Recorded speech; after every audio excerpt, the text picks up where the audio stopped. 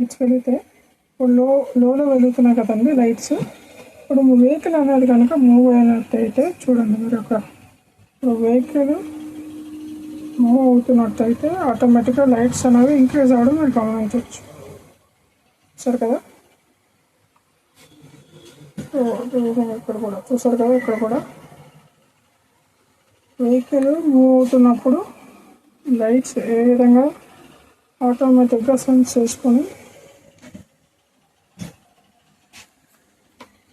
అవుతున్నాయో అంటే బ్రైట్నెస్ అనేది తగ్గడం పెరగడం అనేది జరుగుతుంది కదా, మీరు గమనించారు కదా.